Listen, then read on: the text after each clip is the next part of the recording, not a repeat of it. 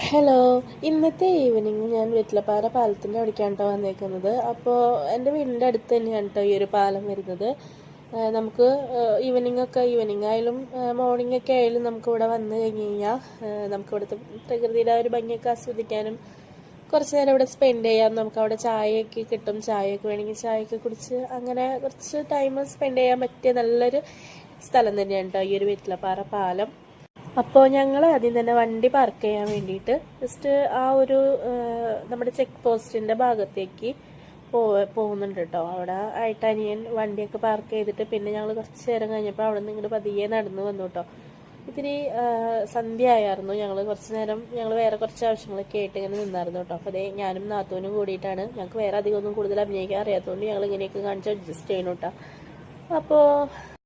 അപ്പോൾ നമ്മുടെ വെറ്റിലപ്പാറ പാലത്തിൻ്റെ ആ ഒരു ഭംഗി എന്ന് പറയുന്നത് ഈ രണ്ട് വശത്തും നിന്ന് കഴിഞ്ഞാൽ നമുക്ക് ഈ ഒരു മലയും പുഴയും ഒക്കെ കൂടി നമുക്ക് കാണാം കേട്ടോ. ഒരു പ്രത്യേക ഭംഗി തന്നെയാണ് കേട്ടോ. അത് മാത്രമല്ല നമുക്ക് ആനകളെയും ഭാഗ്യമുണ്ടെങ്കിൽ നമുക്ക് ഇവിടെ വന്നു കഴിഞ്ഞാൽ ആനേനെയും മറ്റും കാണാൻ പറ്റും കേട്ടോ. അപ്പോൾ ഒത്തിരി ആളുകൾ വരുന്ന സ്ഥലം കൂടിയാണ്.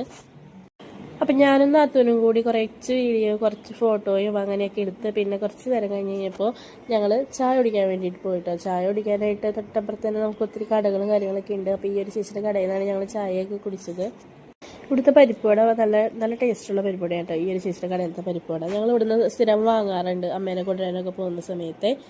അപ്പോൾ ഇന്നത്തെ വ്ളോഗിനെ പറ്റി എനിക്ക് കൂടുതലൊന്നും പറയാനൊന്നുമില്ല കേട്ടോ. എന്നാൽ അത് വയ്യ. അപ്പോൾ സൗണ്ടൊക്കെ അതാണ് മാറിയിരിക്കുന്നത്. അപ്പോൾ ഒരു കുഞ്ഞ് വ്ളോഗായിരുന്നു കേട്ടോ. അപ്പോൾ ഓക്കെ, ബൈ.